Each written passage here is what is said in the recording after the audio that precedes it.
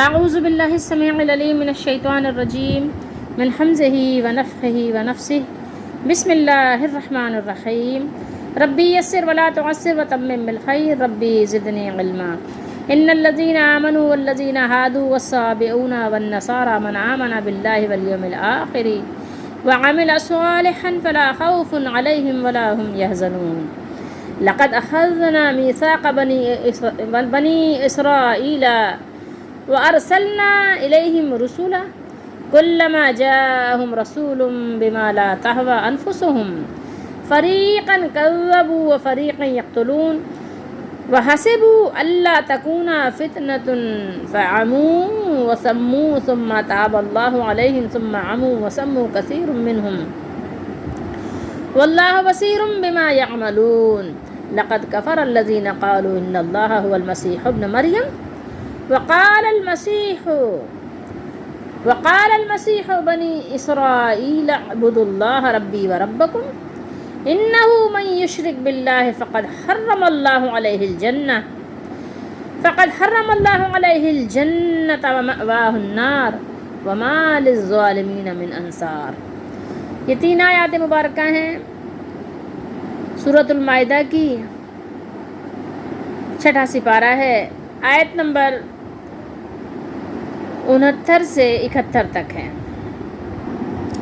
مسلمان یا مومن، یہودی، ستارہ پرست اور نصرانی کوئی ہو جو بھی اللہ پر اور قیامت کے دن پر ایمان لائے اور نیک عمل کرے، وہ محض بے خوف رہے گا اور بالکل بے غم ہو جائے گا۔ ہم نے بالیقین بنی اسرائیل سے عہد و پیمان لیا اور ان کی طرف رسولوں کو بھیجا۔ جب کبھی رسول ان کے پاس وہ احکام لے کر آئے جو ان کی اپنی منشا کے خلاف تھے تو انہوں نے ان کی ایک جماعت کی تکذیب کی اور ایک جماعت کو قتل کر دیا۔ الامان الحفیظ، اور سمجھ بیٹھے کہ کوئی پکڑ نہ ہوگی، ڈھٹائی کی انتہا، بس اندھے بہرے بن بیٹھے، بالکل جیسے اندھا ہوتا ہے کہ کچھ نظر نہ آئے، بہرا کچھ سنائی نہ دے، بالکل اس طرح سے ہو گئے جیسے ہمارے زمانے میں لوگ ہیں۔ بے شک وہ لوگ کافر ہو گئے جن کا قول ہے کہ مسیح ابن مریم ہی اللہ ہے، نعوذ باللہ، حالانکہ خود مسیح نے ان سے کہا تھا کہ اے بنی اسرائیل، اللہ ہی کی عبادت کرو جو میرا اور تمہارا سب کا رب ہے۔ یعنی ان کی تعلیمات کے باوجود کیا کیا؟ الٹا قانون جاری کر دیا، نعوذ باللہ۔ عیسیٰ علیہ السلام کی تعلیمات میں سے کیا تھا کہ انہوں نے بتایا تھا اپنی قوم کو کہ میرا بھی اور تمہارا بھی رب بھی اللہ ہے۔ رب ہے کون ہے؟ پالنے والا۔ میرا پالنے والا بھی نبی ہوں، لیکن میرا پالنے والا بھی وہی رب ہے جو تمہارا پالنے والا ہے، کوئی الگ الگ نہیں ہے۔ لیکن ان لوگوں نے کیا کیا؟ بدعقلوں نے، انہوں نے عیسیٰ علیہ السلام کو ہی رب بنا لیا۔ یقین مانو کہ جو شخص اللہ کے ساتھ شریک کرتا ہے، چاہے کوئی بھی، اللہ کے پیارے کو بھی آپ اللہ کا شریک نہیں کر سکتے۔ عیسیٰ علیہ السلام کون ہے؟ اللہ کے پیارے نہیں تو اور کون ہے؟ تو فرمایا یقین مانو کہ جو شخص اللہ کے ساتھ شریک کرتا ہے، اللہ نے اس پر جنت حرام کر دی ہے۔ اللہ ہم سب کو ایسا جرم کرنے سے بچا لیجئے۔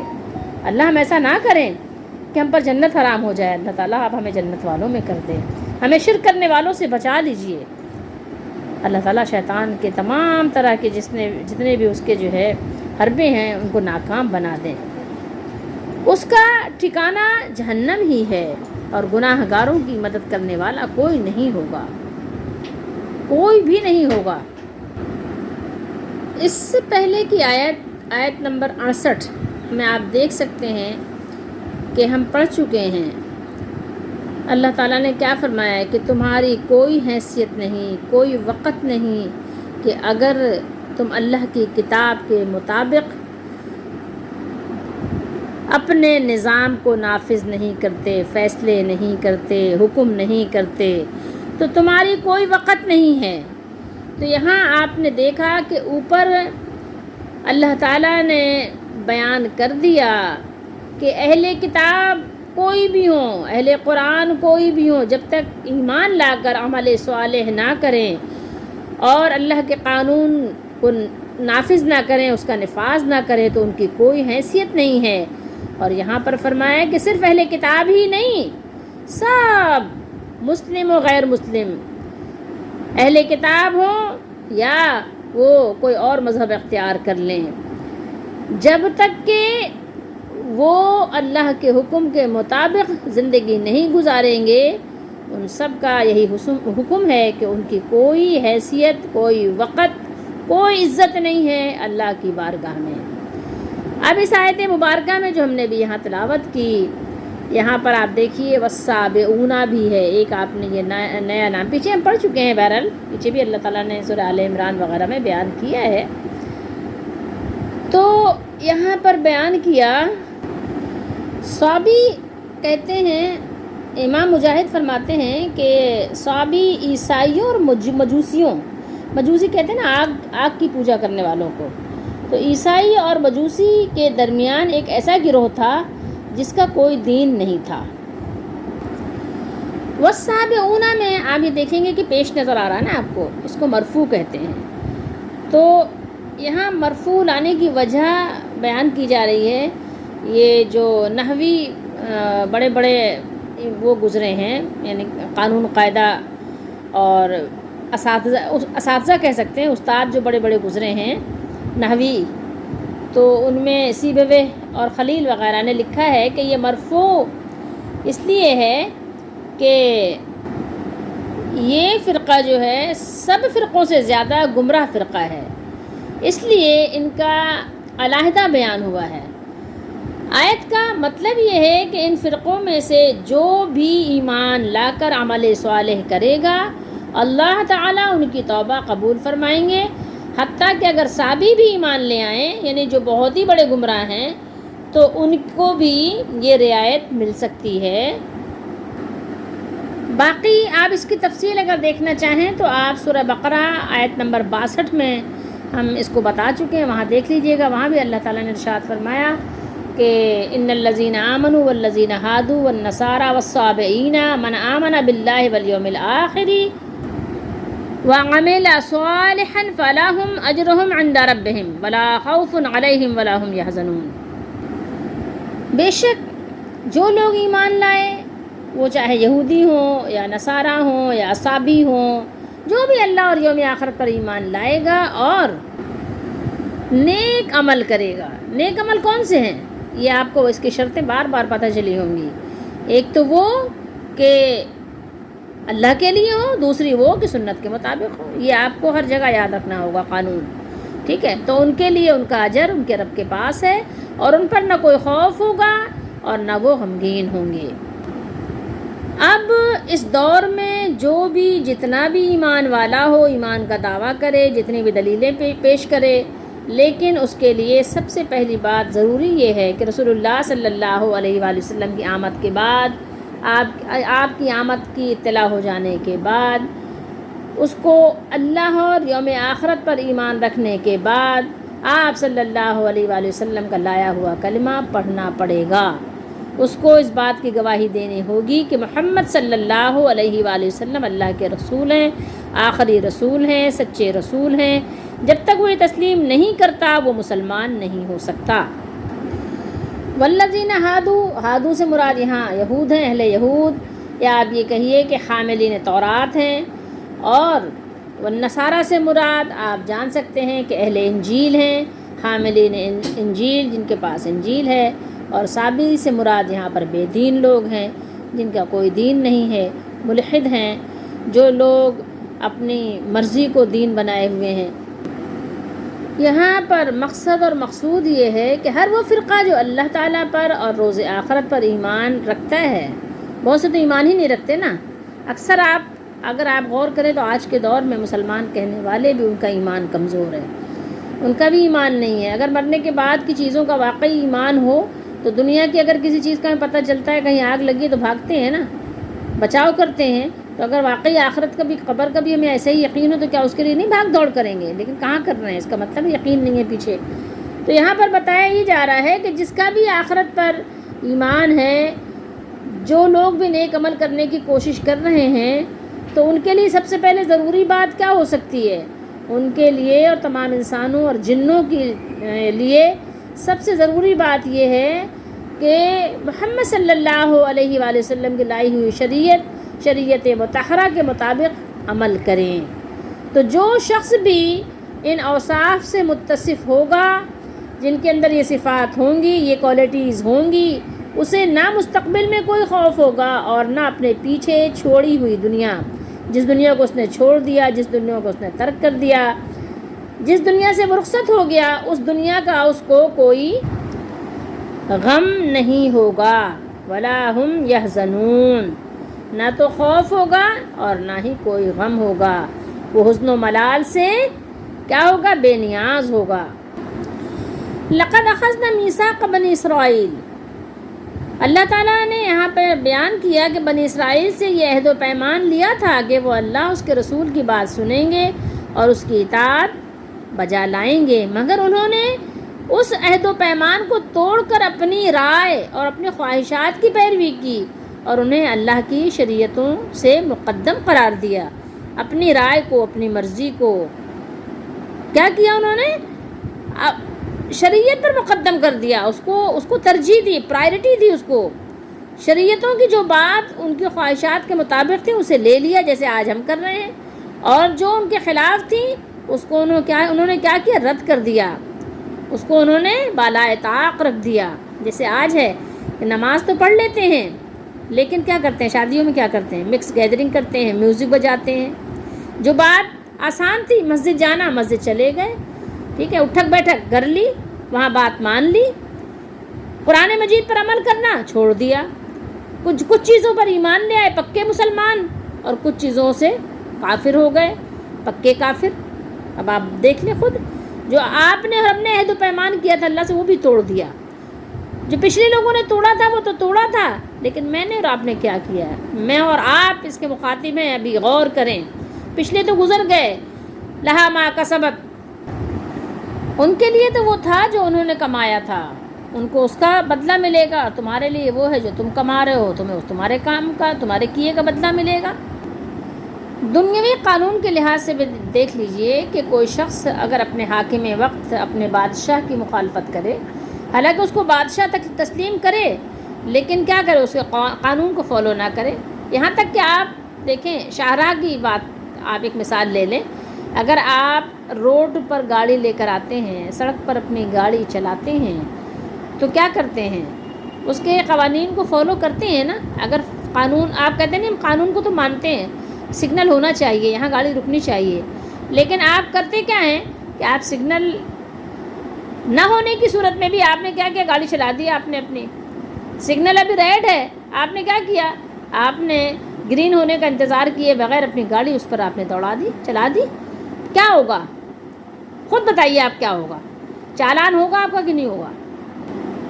آپ کے فضول قسم کے ایکسکیوزز جو ہے، آپ ایکسکیوز کریں، آپ قبول کیا جائے گا؟ نہیں ہوگا۔ تو اللہ کے قانون کے بارے میں آپ اتنے ہلکے کیوں ہو جاتے ہیں، بے وزن کیوں ہو جاتے ہیں؟ جو شخص کسی بادشاہ کو اپنا بادشاہ تسلیم کرتا ہے لیکن اس کے مقرر کیے ہوئے حکام کا انکار کرتا ہے، وہ یقیناً اس بادشاہ کے حکم کے خلاف علم بغاوت بلند کر رہا ہے۔ اس لیے کوئی اس غلط فہمی میں مبتلا نہ رہے کہ اللہ کے رسولوں پر اور جو لوگ دین کی طرف، قرآن و سنت کی طرف بلا رہے ہیں، ان کی بات مانے بغیر بھی نجات ممکن ہے۔ نہیں، ہرگز نہیں، ایسا ممکن نہیں ہے، ایسا نہیں ہو سکتا۔ اللہ نے فرمایا وَأَرْسَلْنَا إِلَيْهِمْ رُسُلًا، بیان کر دیا اللہ نے، اور ان کی طرف رسولوں کو بھیجا اللہ نے۔ کلما جاءہم رسول بما لا تہوی انفسہم، کیا بیان کیا یہاں پر اللہ تعالیٰ نے؟ جب بھی کوئی رسول آئے، جب بھی، کلما، جب بھی کوئی پیغمبر، کوئی رسول، کوئی نبی ان کے پاس ایسی باتیں لے کر آتے ہیں جن کو ان کے نفس نہیں چاہتے، ان کا دل نہیں مانتا، تو وہ کیا کرتے ہیں؟ تو وہ انبیاء کی ایک جماعت کو تو جھٹلا دیتے ہیں۔ کس کو جھٹلاتے ہیں؟ علماء کو نہیں، نیک بندوں کو نہیں، اللہ کے رسولوں کو جھٹلا دیتے ہیں۔ کذبوا فریقاً کذبوا، ایک فرقہ، ایک گروہ جھٹلا دیتا ہے کس کو؟ رسولوں کو۔ یہاں پر بات کس کی ہو رہی ہے؟ رسولاً، اللہ تعالیٰ جب رسول ان کی طرف مبعوث فرماتے ہیں تو ان کا یہ طریقہ کار ہے۔ وفریقاً، اور دوسرا گروہ کا جو کیا معاملہ ہے، ایک گروہ یہ کرتا ہے اور ایک گروہ یہ کرتا ہے، یقتلون، کس کو؟ انبیاء کو، رسولوں کو شہید کر دیتے ہیں، قتل کر دیتے ہیں رسولوں کو۔ کیوں؟ ان کے خلاف بات کرتے ہیں۔ جب ان کے خلاف بات ہوتی ہے نا کہ ایسا نہ کرو، ایسا نہ کرو، تو وہ رسولوں کو شہید کر دیتے ہیں۔ ایک گروہ جھٹلا دیتا ہے، ایک گروہ رسولوں کو شہید کر دیتا ہے۔ جب بھی کوئی نبی ان کے پاس ایسی باتیں لے کر آتے ہیں جن کو ان کے نفس، ان کے دل نہیں چاہتے، تو وہ انبیاء کی ایک جماعت کو تو جھٹلا دیتے ہیں اور ایک جماعت کو شہید کر دیتے ہیں۔ اور ان کی یعنی کہنا خیال بندیاں کہہ لیجئے یا خوش فہمیاں ان کی یہ ہوتی تھیں کہ کوئی آزمائش نہیں ہوگی، ایسے ہی تنو مند، صحت مند، ایسے ہی ایکٹیو پھرتے رہیں گے دنیا میں ادھر سے ادھر، ایسی ہلہ گلا کرتے رہیں گے، ایسی عیاشیاں ہماری جاری و ساری رہیں گی، یہی سمجھتے ہیں وہ اندھے اور بہرے ہو گئے ہیں، کچھ سوچنے سمجھنے کی صلاحیت سے محروم ہو گئے ہیں۔ انہوں نے یہ خیال کیا کہ ان کے کرتوتوں کی وجہ سے ان پر کوئی آفت نہیں آئے گی، آفت آئے گی ان پر، آفت آن پڑی، سوچ لو۔ اور ان کا یہ حال ہوا کہ وہ حق سے اندھے بہرے ہو گئے کہ یہ حق کو سن ہی نہیں سکتے اور نہ اس کی طرف راہ پا سکتے ہیں، راستہ بھی نہیں نظر آئے گا ان کو، کیونکہ اندھے ہیں نا، سننے سے بھی بہرے، دیکھنے سے بھی اندھے۔ دیکھیں کیسی مثال دی اللہ تعالیٰ نے، اللہ تعالیٰ نے کی ذرا مثال دیکھیے، وَعَمُوا عُمْيٌ اور سُمٌّ یعنی سمو جمع کے صیغے استعمال ہوئے ہیں یہاں پہ، عامہ ہو گئے اور سما ہو گئے، دونوں طرح سے۔ ایک شخص اگر دیکھتا ہو نا، سنتا نہ ہو، تو آپ اس کو اشارے سے سمجھا سکتے ہیں، اور ایک شخص اگر دیکھتا نہ ہو، سنتا ہو، تو آپ اس کو سنا سکتے ہیں۔ اب یہاں پر دونوں ہی صلاحیتیں مفقود ہیں۔ اب وہ دیکھتا نہیں ہے تو اشارہ بھی بیکار ہے، اشارہ بھی نہیں کر سکتے، سنتا نہیں ہے تو بولنا بھی بیکار ہے، سنے گا ہی نہیں، دونوں ہی چیزیں اس کے پاس نہیں ہیں۔ تو یہ ان لوگوں کی مثال ہے جو کچھ باتوں پر ایمان لاتے ہیں اور کچھ باتوں کا انکار کر دیتے ہیں۔ کس وجہ سے کرتے ہیں؟ تہوا، یہ ان کی جو دلوں کی خواہشات ہوتی ہیں اس کی وجہ سے۔ آج بھی آپ اور میں اپنی خواہشات کے پیچھے چل رہے ہیں تو اندھے اور بہرے ہی ہو گئے ہیں، بات سمجھ نہیں آتی، توحید سمجھائی جائے توحید سمجھ ہی نہیں آتی، ساری باتیں سمجھ آ جاتی ہیں، بڑے بڑے لیکچر سمجھ آ جاتے ہیں، ڈاکٹر بن جاتے ہیں، انجینئر بن جاتے ہیں، فلاسفر بن جاتے ہیں، اللہ معلوم کیا کیا بن جاتے ہیں وہ، لیکن نہیں بن پاتے تو صاحب قرآن نہیں بن پاتے کہ ایسے صاحب بن جائیں جن کو قرآن سمجھ آنے لگ جائے۔ توحید نہیں سمجھ پاتے، صاحب توحید نہیں بن پاتے کہ قرآن توحید سمجھنے لگ جائیں، نہیں اس میں پتہ نہیں کہاں سے کیا ہوتا ہے۔ تو یہ کیا ہے؟ اندھے اور بہرے ہو جانا ہے کہ کسی بھی صورت میں بات سمجھ آتی ہی نہیں ہے۔ یہ اندھا بہرا وہ اندھا بہرا نہیں ہے جو ظاہری آنکھیں اور ظاہری کان ہیں، باقی تو اپنے مطلب کی باتیں سب سن بھی رہے ہیں، سب دیکھ بھی رہے ہیں، اصل میں وہ باتیں ہدایت کی باتوں سے اندھے ہیں، ہدایت کی باتوں سے بہرے ہیں۔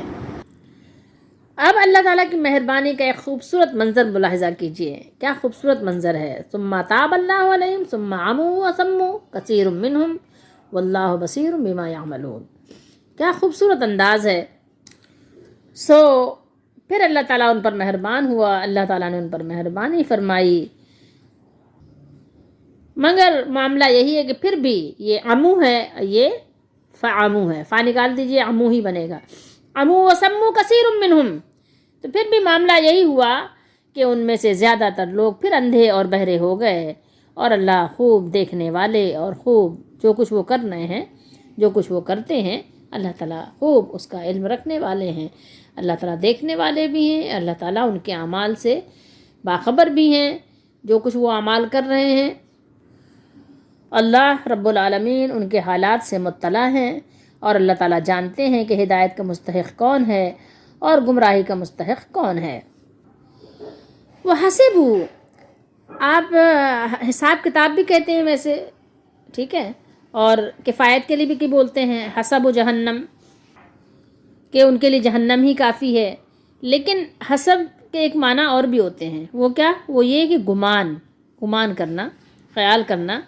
وَحَسِبُوا أَلَّا تَكُونَ فِتْنَةٌ، یعنی یہاں پر فتنہ کے اصل معنی آزمائش کے ہیں. مطلب یہ کہ انہوں نے سمجھا کہ ہم کیسے ہی گناہ کر لیں، انہوں نے یہ گمان کیا، انہوں نے یہ سمجھا کہ کچھ بھی کر لیں، نعوذ باللہ استغفر اللہ، خواہ وہ انبیاء علیہ السلام کو شہید بھی کر دیں، تو چونکہ ہم اللہ کے بیٹے اور اس کے چہیتے، اس کے پیارے ہیں، اس لیے دنیا میں کسی قسم کی بدبختی و نحوست یا دشمن کا غلبہ ان پر کبھی بھی، کسی قسم کی کوئی بلا ان پر نازل نہیں ہوگی. انہوں نے یہ سمجھا تھا. جیسے کہ آج بدقسمتی سے کلمہ پڑھنے والوں نے سمجھا ہوا ہے کہ ہم امت محمدی ہیں، ہم کچھ بھی کر لیں ہم تو جنت میں جائیں گے. ٹھیک ہے، لیکن یاد رکھنے کی چیز کیا ہے؟ وہ یہ ہے کہ آپ یا میں یا کوئی بھی دنیا کمانے کی خاطر، دنیا سجانے کی خاطر دین سے، قرآن سے، اسلام سے، شریعت سے، سنت سے کتنے ہی اندھے بہرے بن جائیں، بالکل جاہل جانور بن جائیں، لیکن ایسا نہ سمجھیں آپ کچھ بھی بن جائیں، درندے بن جائیں، شیطان بن جائیں جیسے کہ لوگ بن گئے ہیں، پھر بھی آپ کا حساب کتاب ہوگا، عذاب بھی آئے گا دنیا میں بھی، اور آخرت میں جو ہوگا وہ تو سو یقینی بات ہے، اس میں کوئی شک و شبے کی کوئی گنجائش بالکل بھی نہیں ہے. ٹھیک ہے، کہ حق سے اندھے اور بہرے ہونے کی وجہ سے ان پر بلا نازل ہوئی، اور آج بھی بلائیں نازل ہو رہی ہیں. دنیاوی بادشاہوں نے بھی ان کو جو ہے اذیتیں دیں. پہلی مرتبہ کیا ہوا تھا؟ اللہ تعالیٰ نے بخت نصر کو ان پر مسلط کر دیا. ٹھیک ہے، جس نے ان کو طرح طرح سے لوٹا، ان کو جو ہے نقصان پہنچایا، ان کی عورتوں کو لونڈی غلام بنا کر کیا کیا کچھ ہوا، سب آپ پڑھ سکتے ہیں، تاریخ میں ہے. اگر آپ کو تاریخی باتوں میں کچھ شک و شبہ بھی پیدا ہو تو آپ قرآن کی تاریخ کو تو بہرحال مانیں گے نا، اگر ایمان والے ہیں تو. قرآن میں بھی ہے وقتاً فوقتاً کیا ہوا کہ ظالم جابر بادشاہ مسلط ہوتے رہے نا، یہ تو مانتے ہیں نا آپ. فرعون جیسے، کہ فرعون نے کیا کیا کہ مردوں کو غلام بنایا، عورتوں کو کنیزیں بنایا، لونڈیاں بنایا، مردوں کو قتل کیا، عورتوں کو جو ہے خدمت گزار بنایا. بہت کچھ ہوا ہے، آپ مانتے ہیں نا اس بات کو. لیکن پھر اللہ تعالیٰ توبہ بھی قبول فرماتے ہیں، ثم تاب اللہ، ان کی طرف اللہ تعالیٰ رجوع فرماتے ہیں اندھے بہرے ہونے کے باوجود. ٹھیک ہے، غلامی سے اللہ تعالیٰ نجات بھی دیتے ہیں، حالت بھی بدل دیتے ہیں، سدھار بھی دیتے ہیں، پھر سکون اور چین کی زندگی بھی عطا کرتے ہیں. لیکن حالات جب بدل جاتے ہیں تو ہوتا کیا ہے؟ پھر وہی پہلی جیسی روش، وہی سرکشی، وہی طریقہ، گمراہی سے چمٹے رہنے، لپٹے رہنے پر وہی اصرار، وہی ضد، ہدایت کو قبول کرنے سے وہی انکار، وہی سرکشی، بغاوت. یہ ساری باتیں دوسروں پر فٹ کرنے کے بجائے آپ اپنے اوپر دیکھیے، غور کیجئے. آج بھی آپ دیکھ لیجئے، آپ سیاسی طور پر بھی دیکھ لیجئے، آپ غور کریں گے تو آپ کو معلوم ہوگا، سیاسی ہو یا معاشی، ہر طرح سے کیا ہے، ایک دوسرے کے دشمن بنے ہوئے ہیں، ایک دوسرے کے خون کے پیاسے بن گئے ہیں. اور یہ ساری چیزیں اگر آپ غور کریں تو آپ کو پتہ چلے گا یہ عذاب کی صورتیں ہیں. یہ جھگڑے، لڑائی، فساد، یہ سب عذاب ہے. لیکن انسان دنیا کی کہنا چاہیے عیاشیوں میں، دنیا کی مصروفیتوں میں، مشغلوں میں اتنا مصروف ہے کہ اس کو سوچنے کی بھی فرصت نہیں ہے، اس کو سوچنے کا وقت بھی نہیں ہے. اور عذاب بھی اللہ تعالیٰ کے طرح طرح سے دنیا میں رونما ہو رہے ہیں، نازل ہو رہے ہیں، نظر آ رہے ہیں، لیکن پھر بھی ہم ہوش کو نہیں سنبھالتے. کبھی بادشاہوں کی صورت میں، کبھی حکمرانوں کی صورت میں، کبھی سیلاب کی صورت میں، کوئی بھی صورت ہو سکتی ہے. پہلے کیا ہوا تھا؟ جیسے بخت نصر نے ان کی اینٹ سے اینٹ بجا دی. پھر جب کچھ سنبھلے اور شرارتیں شروع کی تو پطرس، جس کو پطرس کہتے ہیں، پطرس رومی نے آ کر ان کی سرکوبی کی. کچھ عرصہ گزرنے کے بعد جب کچھ شوکت و قوت حاصل کی اور دنگا فساد شروع کر دیا تو مجوس نے آ کر ان کا کچومر نکال دیا. یہاں تک کہ جب اسلام آیا تو اسلام نے آ کر ہمیشہ کے لیے کیا کیا ان لوگوں کے ساتھ؟ ان کے خوابوں کی دنیا پریشان کر دی اور ان کی جھوٹی امیدوں کے چراغ گل کر دیے، بجھا دیے. اس سے پہلے ہم نے آیات میں تلاوت کیا تھا کہ تورات اور انجیل کو قائم کرنے، اگر وہ قائم کرتے، اور قائم کرنے کا مطلب اللہ تعالیٰ نے کیا بیان کیا تھا کہ اس کے احکام کے مطابق اگر یہ عمل کرتے اور اپنے خواہشات کے مطابق ان میں رد و بدل نہ کرتے، بگاڑ نہ کرتے، اور تورات و انجیل کی اتباع کی برکت سے اللہ تعالیٰ ان کو روزی بھی کشادہ، حلال اور پاکیزہ عطا فرماتے۔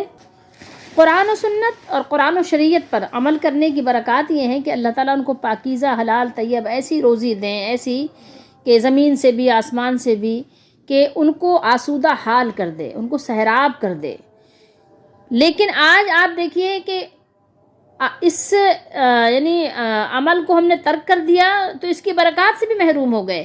اتنی فراوانی سے کھانے پینے کی اشیاء، سہولیات موجود ہیں، اس کے باوجود آپ دیکھیں تو ہر شخص رو رہا ہے، ہر شخص پریشان ہے۔ یہ کیا ہے کہ برکات سے محروم ہو گئے ہیں۔ حل من مزید، جتنا بھی ہے کم ہے، جتنا بھی ہے کم ہے۔ یہ کیا ہے؟ کہ قرآن و سنت کی دوری کی وجہ سے ایسا ہمارے ساتھ ہو رہا ہے۔ یہ بھی عذاب کی ایک صورت ہے کہ بہت کچھ ہونے کے باوجود انسان رو رہا ہے کہ ہمارے پاس کچھ نہیں ہے۔ بدعملی کی وجہ سے ایسی سزا ملی ہے کہ نہ روحانی برکات حاصل ہیں، نہ جسمانی برکات حاصل ہیں۔ یہ آیت مبارکہ جو ہے 70 یہ ہمارے لیے بہت غور و فکر کی دعوت دے رہی ہے۔ یہ ہمارے لیے غور و فکر کا مقام ہے۔ بہت زیادہ غور کیجئے، کیونکہ ہمارے زمانے میں نبی علیہ السلام تو نہیں ہے، اور ہم نے کسی نبی علیہ السلام کا زمانہ دیکھا بھی نہیں ہے۔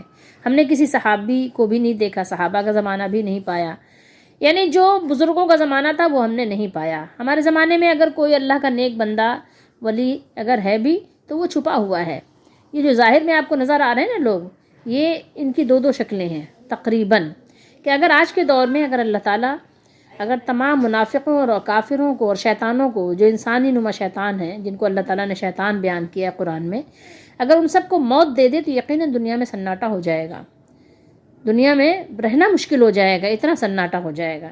ٹھیک ہے، تو زیادہ تر جو بسنے والے ہیں، تو یہ تو سچی بات یہ ہے کہ یہ درندے ہیں، لیکن ہاں ان کی جو گوشت پوست ہے یہ سب انسانوں والا یعنی گیٹ اپ ہے، بس انسانوں والا کہہ سکتے ہیں۔ انسان بھی نہیں ہے، یہ مسلمان تو بہت بڑی چیز ہوتی ہے، یہ انسان بھی نہیں ہے۔ لیکن یہ آیت مبارکہ جو 70 ہے نا، یہ بہت زیادہ غور کی دعوت ہمیں دے رہی ہے۔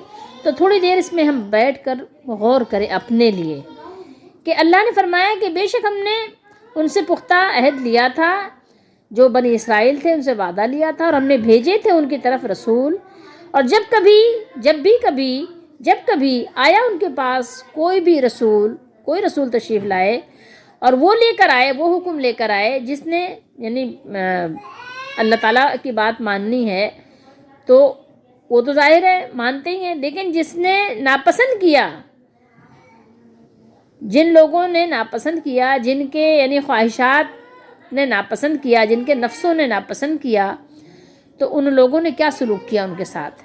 یہ یہاں پر غور کرنے کی بات ہے کہ آج ہمارے زمانے میں کیا ہے، کہ اگر آج زیادہ کوئی بڑی مثال میں نہیں دے رہی، چھوٹی سی مثال دے رہی ہوں، آپ کے یہاں کوئی تقریب ہو اور آپ کے یہاں مکس گیدرنگ ہو رہی ہو، کوئی اللہ کا نیک بندہ آئے توحید پر عمل کرنے والا۔ دیکھیں دو طرح کے لوگ تبلیغ کر رہے ہیں، ایک تو بہت دیندار ہے لیکن ان کی توحید ہی صحیح نہیں ہے، ٹھیک ہے، اور کچھ لوگ تھوڑے سے لوگ ہیں جن کی توحید صحیح۔ سب سے پہلے میں آپ کو یہی کہتی ہوں، توحید سیکھیے کہ توحید کیا ہے، اس کے بعد عبادت کیجیے، عمل بعد میں، اور عبادت بعد میں۔ پہلے جو ہے عقیدہ درست کیجیے، پہلے اصول کو سیکھیے۔ تو اگر آپ کے یہاں مسلمانوں کے یہاں اگر کوئی تقریب ہو رہی ہو، وہاں میوزک بج رہا ہو، گانا بج رہا ہو، نوجوان، بچیاں، بچے مکس گیدرنگ میں ایک دوسرے کے ساتھ خلط ملط کر رہے ہوں، اور کوئی اللہ کا بندہ آ کر روکے، تو آپ کا کیا رد عمل ہوگا؟ آپ بتائیں۔ میں محفلوں میں بیٹھ کر یاد کرتی ہوں کہ جب جیسے نوح علیہ السلام نے کہا تھا نا کہ اللہ میں نے ان کو مجمع میں بھی بلایا، تو یقیناً نوح علیہ السلام کا مجمع ایسا نہیں تھا کہ کوئی تقریب کر کے انہوں نے کسی کو جمع کیا، یقیناً کسی مجمع میں وہ تشریف لے گئے، کیونکہ ان کے مجمع میں تو کوئی آتا ہی نہیں تھا۔ بات کے سیاق و سباق سے پتہ چل رہا ہے نا فرماتے ہیں کہ جب میں نے ان کو بلایا، جب ان کو میں نے یعنی آپ کی طرف دعوت دی، تو انہوں نے کیا کیا؟ سب سے پہلے تو انہوں نے کانوں میں اپنی روئی ڈال کر بند کیا کانوں کو، یعنی کتنا تنگ کر رہے ہیں، ستا رہے ہیں۔ اس کے بعد کیا کیا؟ ایک ایسے یعنی کپڑے سے کیا کیا، اس کو ڈھاٹا باندھ لیا کانوں میں، یعنی جیسے سر پہ آپ پٹی نہیں باندھیں دونوں کانوں کو ملا کے تھوڑی کے نیچے سے، وہ باندھا۔ پھر دونوں ہاتھ اس کے اوپر رکھے، یعنی ایک چڑھا رہے ہیں، مذاق بنا رہے ہیں، اور اس کے بعد بھاگنے لگ گئے محفلوں سے، اور ان کو بھگاتے، ان کو مارتے، اتنا کہ ان کو بے ہوش کر دیتے تھے۔ آپ سوچئے کہ آج آپ جا کر محفل میں آرام سے بیٹھے رہتے ہیں، آرام سے کھاتے پیتے ہیں، آرام سے شرکت کرتے ہیں، اور اگر آپ ایک بات کہہ کے دیکھیں کہ نہیں یہ ایسا نہ کرو، تو لوگ آپ کے وہیں پر دشمن بن جائیں گے۔ تو یہ چیزیں غور کرنے کی ہیں۔ انبیاء نے لیکن کبھی سمجھوتا نہیں کیا، اپنی جان دے دی انہوں نے اللہ کی راہ میں، لیکن کبھی سمجھوتا نہیں کیا۔ آپ اور میں بھی غور کریں کہ ہمارے یہاں کیا ہو رہا ہے، کیا رہا ہے۔ اللہ تعالی ہم سب کو سمجھنے کی توفیق دے۔ تو دیکھیں، صرف دعویٰ کام نہیں آئے گا، آپ سے دلیل مانگی جائے گی، اور بہت جلد یہ دنیا آپ سے چھین لی جائے گی، اور یہ زندگی آپ سے چھین لی جائے گی۔ اس سے پہلے اگر آپ سے ہو سکتا ہے، آپ اپنے لیے کچھ مہربانی کر سکتے ہیں، تو توبہ کریں، اور توبہ کر کے اللہ کے بندے بنیں، اور اللہ تعالیٰ کی توحید سیکھ کر اس کے مطابق زندگی گزاریں، اور اپنے عمل کو اپنے رب کے لیے خالص کریں۔ اللہ ہم سب کا حامی و ناصر ہو، ہماری دستگیری فرمائے۔